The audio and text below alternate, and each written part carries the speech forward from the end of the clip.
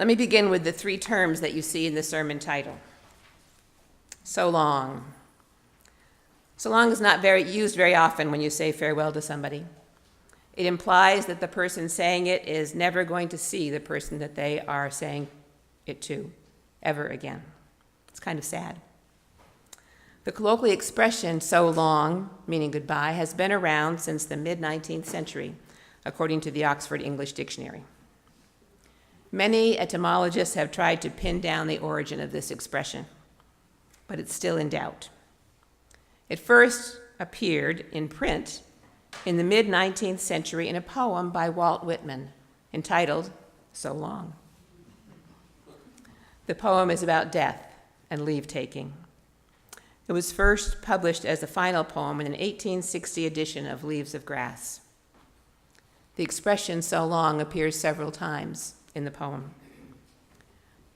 The question is, where did Whitman get the phrase? A friend of his, William Sloane Kennedy, wrote that Whitman said he'd heard it greatly used among sailors, sports, and prostitutes. Why Whitman would be in that company, I don't want to guess. Farewell, fare thee well. Farewell is what you say to someone that you may not expect to see again. It means, may you fare well. May you be happy. May you be successful. May you be joy-filled. Friends who were parting for what they knew to be at least a very long time would say it. It has an air of finality. Farewell is a wish of happiness, for good welfare at a parting, and especially in a permanent departure. It's the parting compliment. Fare thee well. The word goodbye was originally God be with ye. I always wondered why there was an E at the end of goodbye. There you go. God be with ye, or go with God. It was a recognition that God was a significant part of that parting, of that going. When you dreaded or feared the journey, there was strength in remembering that the one who gave and cherished life would be there to protect and to console. Goodbye was a blessing of love, proclaiming the belief that if God went with you, you would never be alone, that comfort, strength, and all the other blessings of a loving presence would accompany you. To the traveler, it meant, we cannot keep you from this journey. We hurt deeply. You have made your home in our hearts, and yet we know that your leaving is essential for your growth, and so go, but go with God. May you always rest in the assurance that God will be with you. Goodbye. I like that. Friends, clergy and lay people of the family of the Church on the Cape, for the past 2 years I have been blessed to serve this congregation and to serve in this community. God has given me much grace. I remember many wonderful events, many wonderful people, some of whom sadly have gone on before us. I will not forget you all and the ministry that happens here.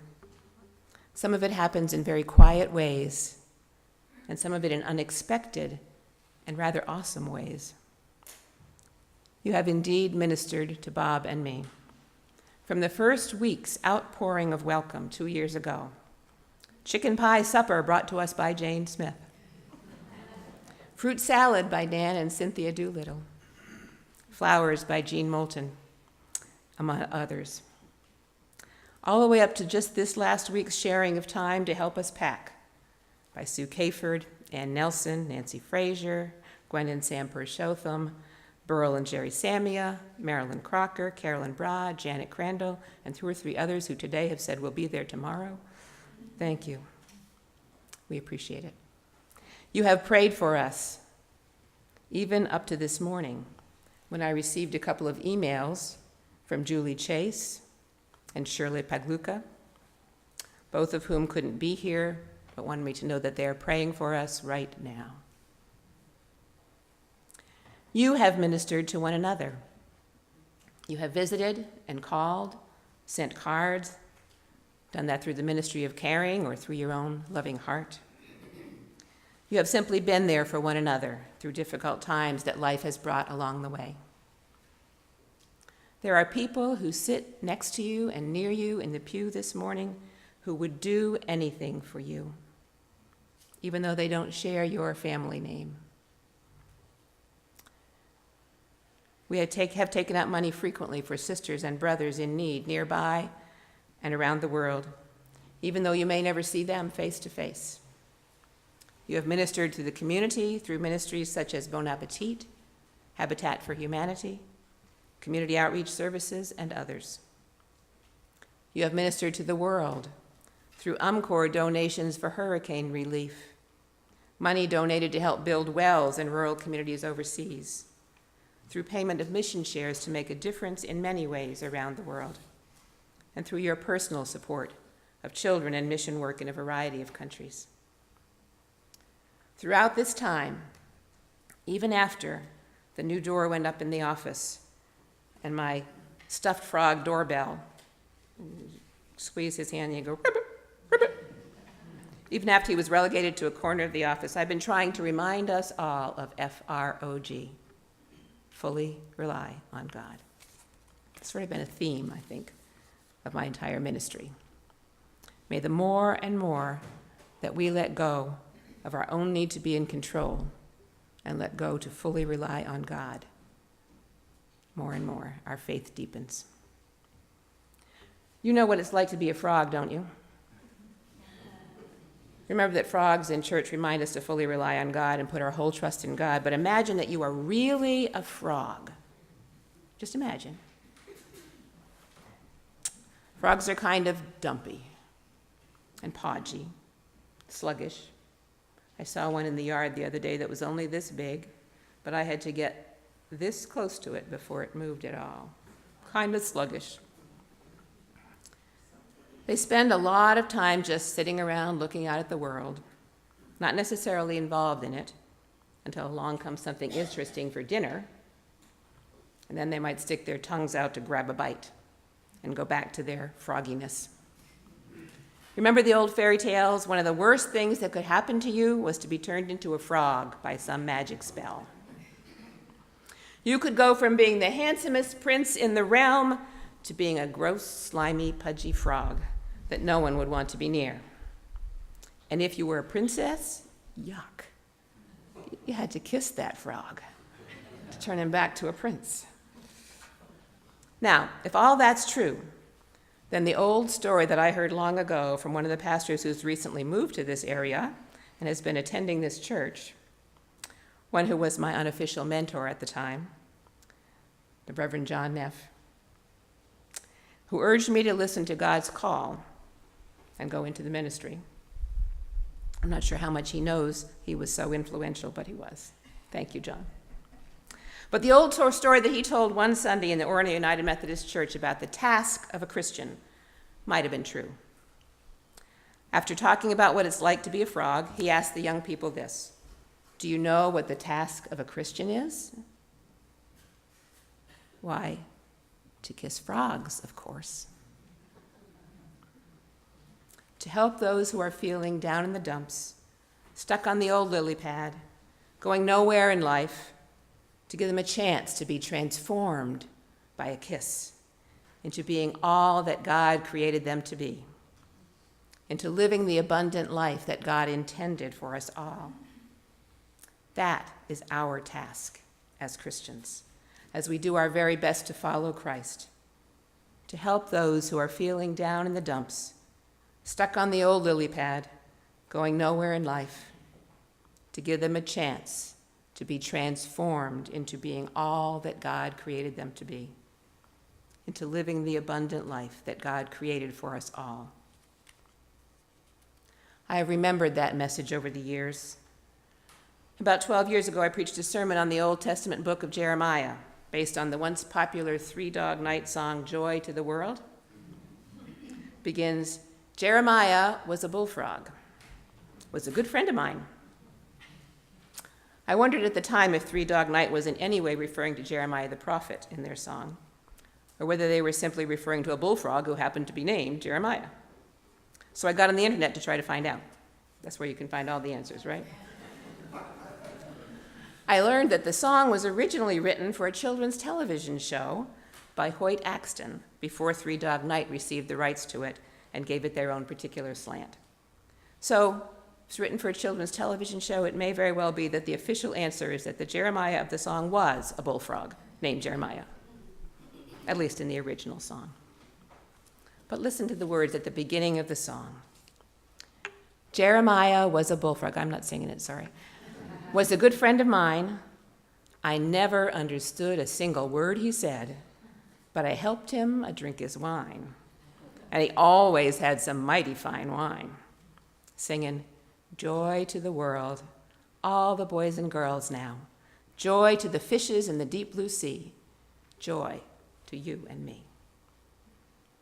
In this part of the song, there are a couple of hints that it might have actually been the biblical Jeremiah. It is true that the prophet Jeremiah is sometimes difficult to understand. Never understood a single word he said. It's also true that he once bought a vineyard. He always has some mighty fine wine. So, could be. One of the things that the prophet Jeremiah said, which is one of my favorite biblical verses, is found in Jeremiah 29, verse 7. But seek the welfare of the city where I have sent you into exile, and pray to the Lord on its behalf, for in its welfare you will find your welfare. And so that has been my goal, to seek the welfare of the Kennebunkport area and to pray to the Lord on its behalf. I will continue to do that, no matter where I may go, even as I continue to pray for the other churches and communities that I have served over the years. You know, in this day and age, in many ways, we who do our best to follow Jesus Christ are also living in exile, just as the people in Jeremiah's time. Living in a largely non-Christian culture, we are in some ways outsiders as we try to follow the Jesus whom we know. But like Jeremiah said to the exiles in Babylon, don't spend your time moping about the old days. Build houses, have families, seek the welfare of the place where you are, plant gardens, pray for the place where you are planted. And God's word, spoken by the prophet, is also a promise, for he goes on to say, you will find your own welfare in this place. When we seek the welfare of the community in which we find ourselves, lives will be changed, not only there, but throughout the world.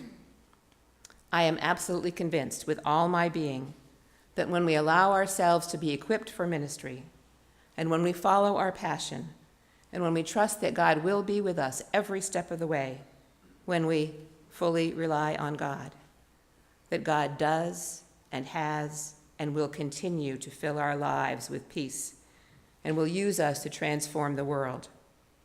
And ultimately, the future will be so bright that we may need to wear sunglasses to church on Sunday morning, even if it's raining. When I look at this congregation, I do not see complacent people. And I don't even see bullfrogs. I see saints resolved to do the work of God.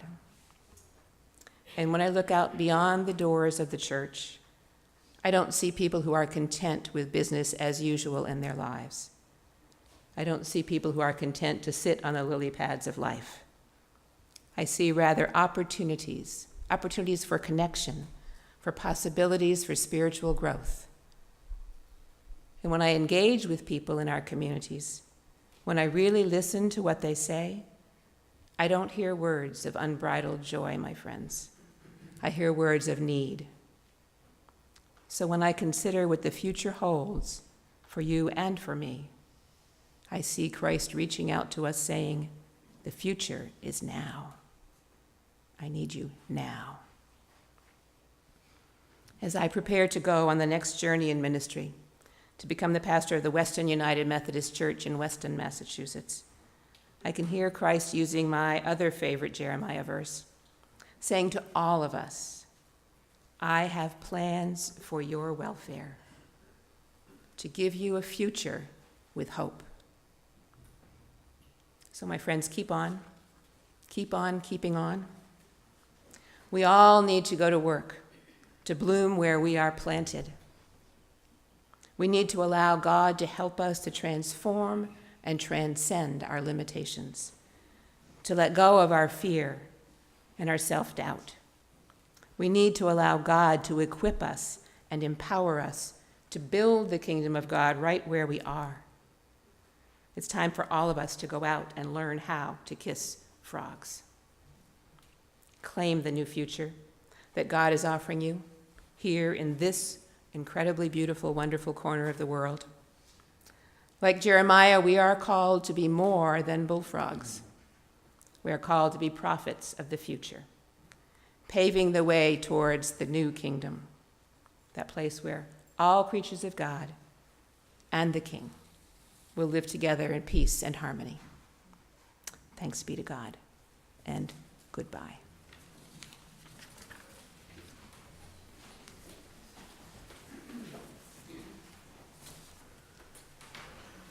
Well, I've kissed a few frogs, but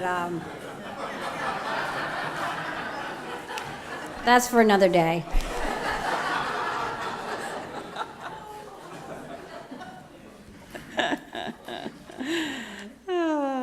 So it is time to say farewell. We're grateful for the ministry, compassion, and leadership that you have provided to our congregation over the past 2 years. You added new things to our worship. I can't see you. You've added new things to our worship, like your wonderful approach to time with the children, always having something very interesting to do, establishing the worship design team, leading retreats and mission trips, and supporting the Emmaus program. You have led our church with grace and compassion, for which we are truly grateful. We wish for you a warm welcome by your new church community and a successful assignment in Weston, Mass. So goodbyes are tough, yet new beginnings are exciting, and we wish you only the best. Thank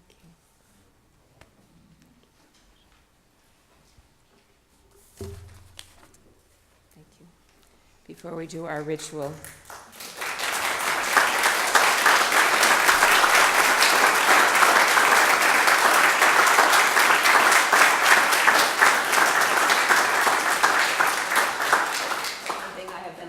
this week is that I don't have time to sit down with each one of you in your homes and say thank you and I love you. Before we begin our ritual, I'm going to take this stole,